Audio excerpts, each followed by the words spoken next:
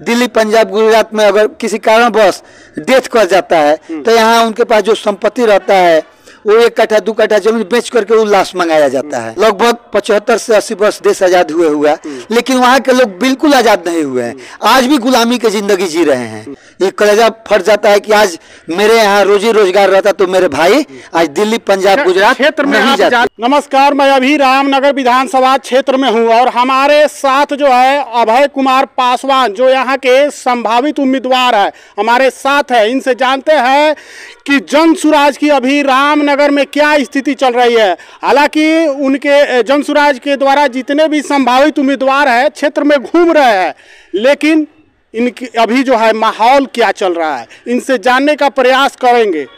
अभी जो है रामनगर विधानसभा क्षेत्र में अभी बीजेपी का कहीं ना कहीं यहाँ पे विधायक है। पश्चिमी चंपारण अगर देखा जाए तो बीजेपी के गढ़ के नाम से जाना जाता है। अभी जो है जनसुराज की क्या स्थिति चल रही है? सबसे पहले हम आपको धन्यवाद देना चाहते हैं कि आपने समय निकाल करके हमें मौका दिया, इसके लिए आपको धन्यवाद देना चाहता हूँ।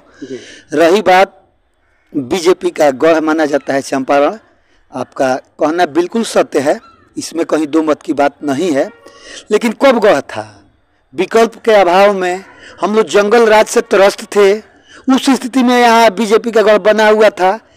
हम लोगों के सामने कोई तीसरा विकल्प? जंगल राज तो बीजेपी के शासन से पहले कहा जाता है। हाँ, लेकिन उसी स्थिति में यहाँ बीजेपी का गढ़ बना, तीसरा कोई ऑप्शन दिख नहीं रहा था। मजबूरी में वो जंगल राज के डर से हम लोग बीजेपी को वोट देते आए ताकि जंगल राज न आ जाए, तीसरा कोई विकल्प था नहीं। लेकिन इस समय जनसुराज एक मजबूत विकल्प उभर करके सामने आया है।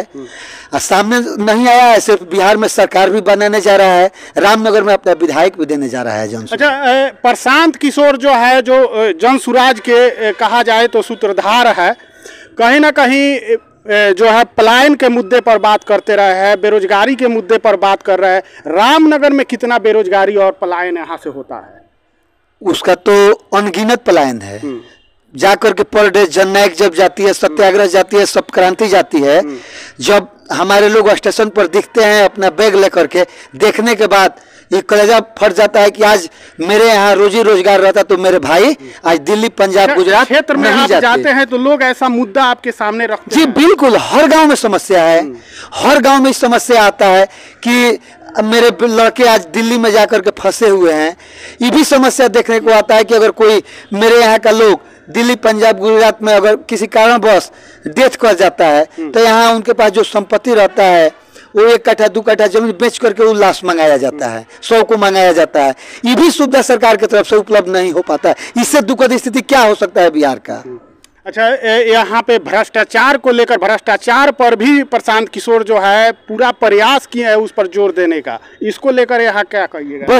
भ्रष्टाचारियों का अड्डा बन गया है रामनगर। आज जाकर के देखिए थाने में जो लोग सत्ता में है उन्हीं के लोग दलाल थाना का दलाली कर रहा है, जो लोग सत्ता में है उनके दलाली ब्लॉक में लोग बीडीओ और सीओ का दलाली कर रहा है। सत्ता के ही लोग आज रामनगर के दलाल हैं।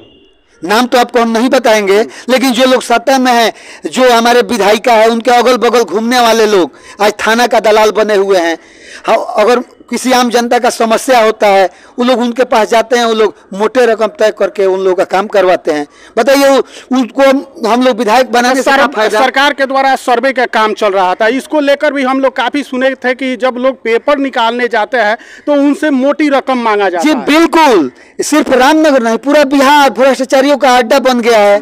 आज हम लोग एक अभी निवास प्रमाण पत्र बन रहा था, 200 से 500 रुपया लेकर के बनाया जाता था। मैं प्रूफ के तौर पर कहता हूँ आपसे, जी प्रूफ के तौर पर आपसे मैं कह रहा हूँ कि 500 रुपया लेकर के एक निवास उपलब्ध करवाया गया है। अच्छा, क्षेत्र में आप जा रहे हैं, कौन कौन से ऐसे मुद्दे हैं जो लोग आपके सामने बार बार रख रहे हैं? ऐसा लग रहा है कि हाँ, इस मुद्दे से जो है रामनगर विधानसभा क्षेत्र के लोग त्रस्त हैं। आज की 2 से 3 दिन पहले की हम न्यूज बता रहे हैं, हमारे यहाँ दोन क्षेत्र आता है रामनगर में, लगभग 25 से 30 गांव दोन क्षेत्र में, 2 से 2.5 पंचायत वहाँ निवास करता है। आज भी लगभग 75 से 80 वर्ष देश आजाद हुआ, लेकिन वहाँ के लोग बिल्कुल आजाद नहीं हुए हैं, आज भी गुलामी की जिंदगी जी रहे हैं। क्यों? उनके यहाँ न आज तक कोई सड़क की व्यवस्था हुई है, न बिजली की व्यवस्था है, न पानी की व्यवस्था है, आज तक कहीं कुछ व्यवस्था नहीं हुआ है। आज वहाँ के लोग सरकार के द्वारा तो थारू बहुल जो क्षेत्र है उसके विकास बस वोट लेने के लिए। सच्चाई आप धरातल पर जाकर के देखिए, हम लोग जा रहे हैं वहां धरातल पर। आज वहां लोगों ने आवाज उठाया कि हम लोग वोट बहिष्कार करेंगे। आज वहां के लोग, जन स्वराज का ताकत है, कोई ऑप्शन नहीं था, उन लोगों के पास मजबूरी में उन लोगों ने बीजेपी को वोट दिया। लेकिन आज हम वहां जाकर के नौरंगिया दोन गोबरहिया में एक हाल फिलहाल में घटना हुआ था, आपने देखा होगा न्यूज पर पूरे तरह से मोबाइल पर वायरल हो रहा है कि एक औरत का डिलीवरी था। जब वो लोग लेकर के नदी के पास गए, नदी में पूरा तरह से, पहाड़ी नदी है वहां, पूरा तरह से बाढ़ था। वो औरत 4 घंटे तक तड़पती रही, प्रसव पीड़ा के में 4 घंटे तक तड़पती रही। लेकिन वहां कोई सुविधा न था कि उनको हारनाटा अस्पताल लेकर के जाया जाए। 4 घंटे के बाद जब पानी कम हुआ तो ट्रैक्टर को डबल ट्रैक्टर टोचन करके उनको अस्पताल पहुंचाया गया। इसे दुर्भाग्य क्या कहा जा सकता है। अच्छा, विकास की बात तो हो रही है, प्रशांत किशोर भी जोर शोर से उठा रहे हैं, लेकिन बिहार में कहीं ना कहीं जातीय मुद्दा जो है हावी रहता है। जात के नाम पर अभी तक बिहार में ज़्यादातर वोट होता रहा है जी।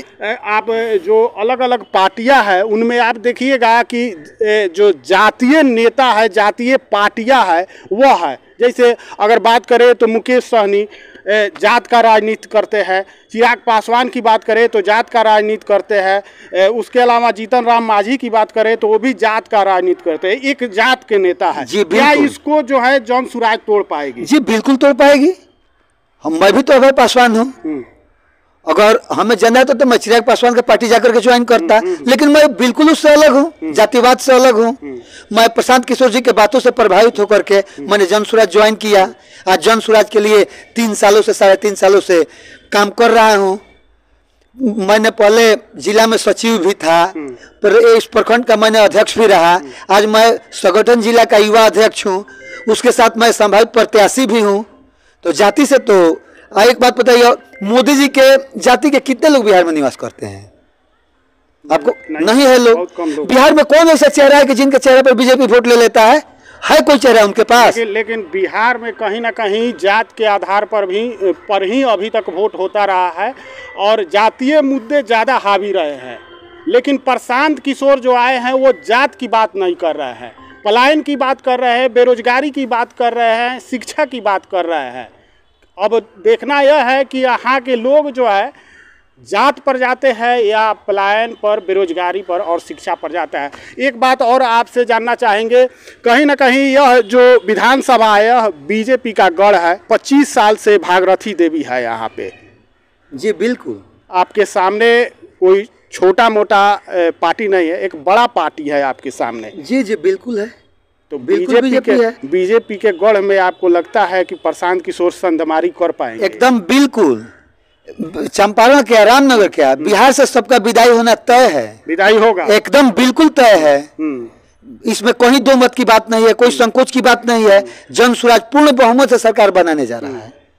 और रही बात जातीय समीकरण, तो अब की बार सभी जातीय समीकरण जो है टूटता हुआ आपको दिखाई देगा। टूट रहा है, एकदम बिल्कुल टूटता हुआ दिखाई देगा। नवंबर में आपको जैसे काउंटिंग होगा उस दिन सब ये जो पर्दा है हम लोग के सब माथा पे लगा हुआ है कि पर्दा जातीय समीकरण में बिहार बटा हुआ है, सब टूटता हुआ उस दिन नजर आएगा।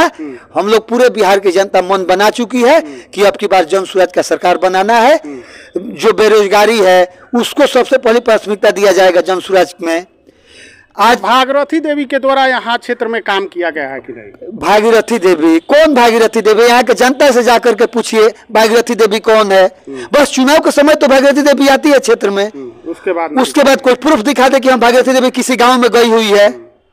यानी पार्टी के नाम पर? बस बिल्कुल पार्टी के नाम पर जीतती आती है। क्या काबिलियत है उनके अंदर? आपने सुना होगा जो लोगों ने आज से 35 और 45 वर्ष पहले एक्सपायर कर चुका है, उनको बोल रही है घूम घूम करके कि राजीव गांधी या संजय गांधी घूम घूम करके गाली दे रहे हैं।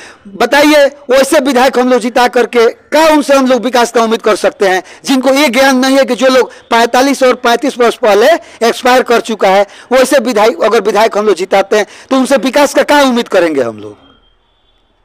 कहीं ना कहीं हमारे साथ अभी जो है अभय पासवान जी थे और यह जन सुराज के मुद्दों पर बात कर रहे थे, रामनगर विधानसभा क्षेत्र के विकास पर बात कर रहे थे।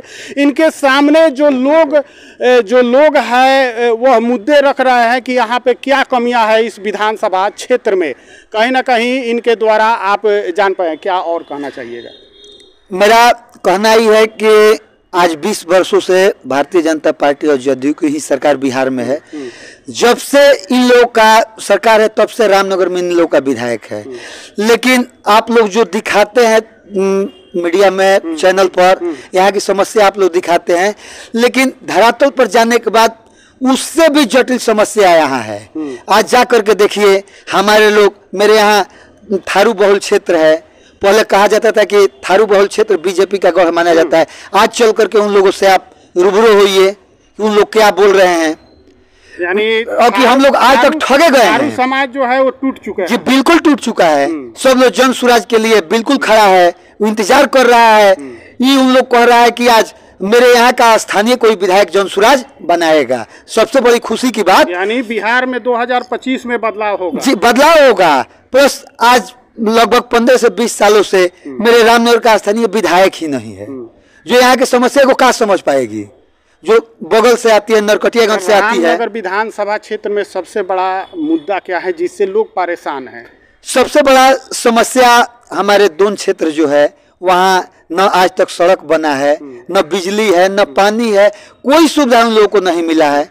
उसके बाद हम लोग के यहाँ भी एक, चलिए तौलाहा पंचायत है, मुख्यमंत्री जी का गांव है, वहाँ से एक सड़क निकलता है जो सिगरी मोहल्ला गांव है, वहाँ जाता है। उस सड़क से अगर कोई पार करके दिखा दे, अगर पार करके दिखा दे तो आप जो कहिएगा वो हम मानने के लिए तैयार हैं। वो स्थिति है, वो मुख्यमंत्री जी का गांव है। उस पर भी सरकार को थोड़ा ही फोकस करना चाहिए कि एक पूर्व मुख्यमंत्री जी का गांव है, वहाँ भी थोड़ा विकास होना चाहिए। अगर मैं गलत बोलता हूँ तो आप जा करके वहाँ थोड़ा अपने कैमरे पर उस रोड को दिखाइएगा कि क्या स्थिति वहाँ बना हुआ है।